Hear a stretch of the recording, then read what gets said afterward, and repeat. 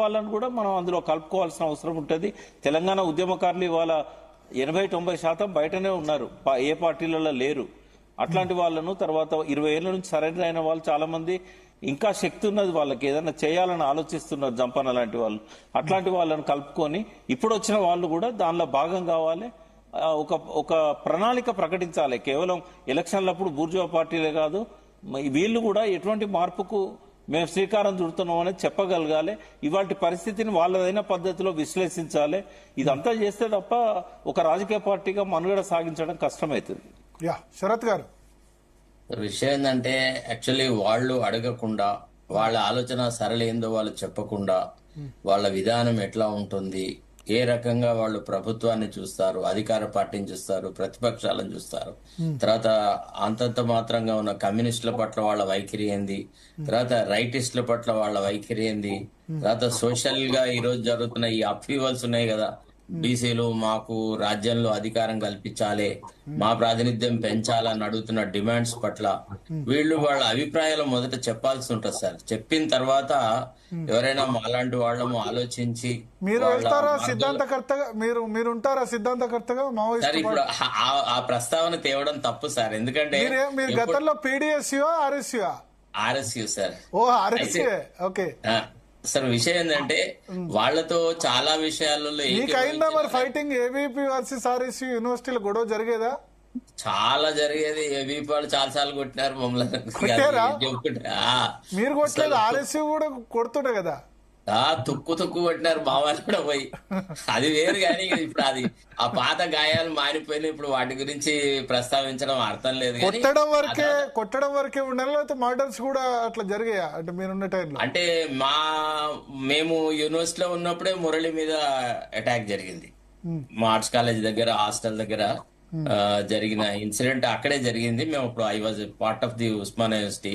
అయితే విషయం ఏంటంటే సార్, ఇప్పుడు మాకు మేమే నేతృత్వాన్ని ఆఫర్ చేయడము, లీడర్షిప్ ఆఫర్ చేయడము, సిద్ధాంతకర్తలు అవడము, లేదా జాతిపితలు అవడం అనేది కరెక్ట్ కాదు. అది వాళ్ళ ఆలోచన సరళిని చూసిన తర్వాత వాళ్ళు ఇప్పుడున్న స్పెక్ట్రమ్ లో, ఇప్పుడున్న కాన్స్టిట్యూషనల్ ఫ్రేమ్ వర్క్ లో వాళ్ళ రోల్ ఎట్లా ఉంటది అనేది. తర్వాత రెండోది ఏంటంటే, మేము కూడా ఒకప్పుడు ఉన్నంత ప్రిన్సిపల్ గా లేం సార్. మాలో కూడా చాలా మార్పులు వచ్చేసినాయి. ఇప్పుడు మేము కూడా బీఆర్ఎస్ లో పోయినాం, ఎంతో కొంత కమ్మరోడ్ ఇంటికి పోతే మట్టి అంటినట్టే మాకు కూడా కొంత బూర్జువా రాజకీయాలు అవి అంటినాయి. ఇప్పుడు మమ్మల్ని మేము ఒకప్పటి ఆర్ఎస్యూ కార్యకర్తగా ఊహించుకొని ఏదో చెప్పడం అనేది అయితే కరెక్ట్ కాదు. అదంతా ఊహాజనితమైన అంశం. తర్వాత రెండోది ఏంటంటే, ఈ రోజు మాట్లాడుతున్నప్పుడు కూడా డీజీపీ శోధరెడ్డి గారు మాటలని చాలా కంట్రోల్ చేసినారు. అంటే వాళ్ళు స్వయంగా చెప్పలేకపోయినారు. ఒక దశలో కూడా వాళ్ళు ఏమన్నారంటే, ఇది వేదిక కాదు, ఇది సందర్భం కాదు, మేము మళ్ళీ వచ్చి మాట్లాడతామని అన్నారు. సో ఆ అవకాశం వాళ్ళకి ఇవ్వాలి. వాళ్ళు ఏం ఆలోచన చేస్తున్నారు యాక్చువల్లీ? ఇప్పుడు రాజకీయ జీవితం అంటే ఏ పార్టీలోనైనా చేరుతారా, స్వతంత్రంగా ఒక పార్టీ పెడతారా, పెడితే పార్టీలకి వనరులు ఎక్కడివి, తర్వాత వ్యవస్థ ఎక్కడిది, ఏ రకమైన వాళ్ళ నేతృత్వంలో ఏర్పడుతుంది? ఇప్పుడు వాళ్ళని వాళ్ళే నాయకులుగా డిక్లేర్ చేసుకున్నారు అనుకోండి, రావడం కొద్దిగా కష్టమే. ఇప్పుడు వాళ్ళ నేతృత్వంలోనే వాళ్ళే నాయకులుగా ఉండి మీరందరూ పనిచేయమంటే I don't think Prakash would agree or I would agree. అట్లా కొన్ని ఇష్యూస్ ఉంటాయి, ఎందుకంటే వాళ్ళ ఎక్స్పోజర్ టు పబ్లిక్ లైఫ్. కానీ ఇప్పుడు వాళ్ళ సిద్ధాంతం ఏందో మీకు క్లియర్ ఐడియా ఉంది. పీడిత తాడిత వర్గాలకు సపోర్టే వాళ్ళు, వ్యతిరేకమేం కాదు. మీరు అన్న బీసీ రిజర్వేషన్స్ ఇవన్నీ సపోర్ట్ చేస్తూ ఉంటారు. వాళ్ళు అంటారు కదా, వాళ్ళ దానిలో బ్రాహ్మణీయ మతోన్మాద శక్తుల వ్యతిరేకం అని. ఆ సిద్ధాంతం అయితే క్లియర్ కదా. ఆ పరిభాషను బూర్జువా తాడిత పీడిత శక్తులు అని రాస్తూ ఉంటారు కదా సార్. అవన్నీ ఆ భాషను మాట్లాడాలో మేము సిద్ధాస్తులం, మేము పాంప్లెట్ రాసినాం, ఇవన్నీ చేసినాం. కానీ ఆ రకమైన అదంతా ఓన్లీ కాగితాల మీదనే నిలబడ్డది సార్. ఆ తర్వాత ఎన్టీ రామారావు పొలిటికల్ పార్టీ పెట్టిన తర్వాత ఈ మావోయిస్టులను, తర్వాత నక్సలైట్లను దేశభక్తులు అని చెప్పేటువంటి రాజకీయ పరిభాష వచ్చింది. వాళ్ళను కూడా జనజీవన స్రవంతిలో చేర్చుకోవాలి.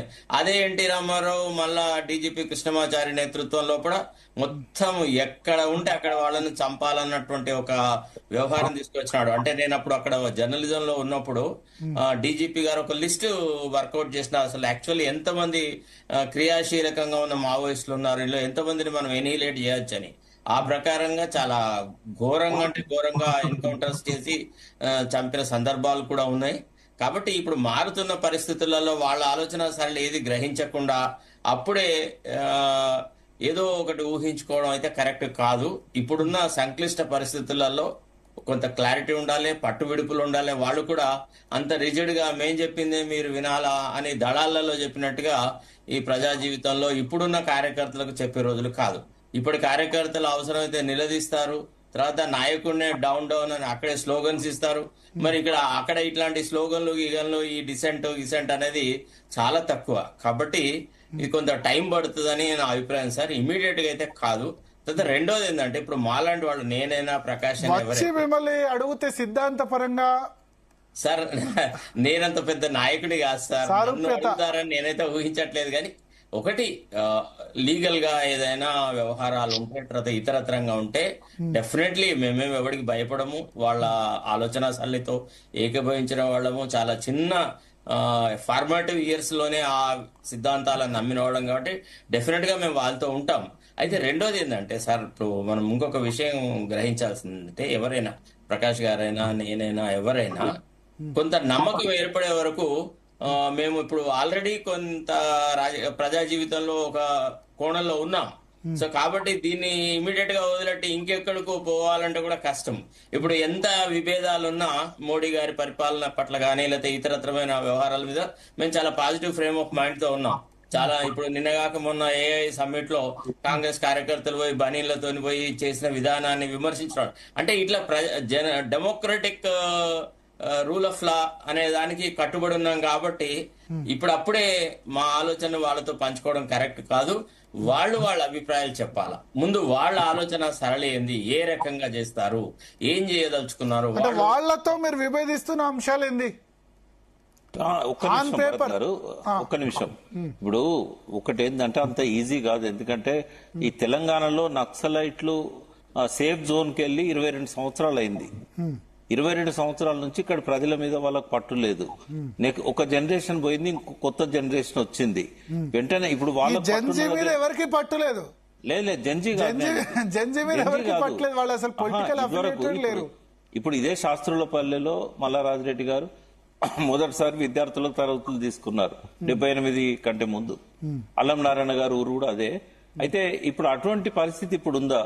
ఇప్పుడు వాళ్ళ సహచరులు, వాళ్ళ అనుచరులు, వాళ్ళ ఫాలోయర్స్ ఎవరు లేరు. ఇప్పుడు చాలా ఓల్డ్ అయిపోయి ఉన్నారు వాళ్ళు. ఇప్పుడు యంగ్ జనరేషన్ మీద వీళ్ళకి పట్టు లేదు. 22 ఏళ్ల నుంచి వాళ్ళు తెలంగాణలో లేరు. వాళ్ళున్న ఛత్తీస్గఢ్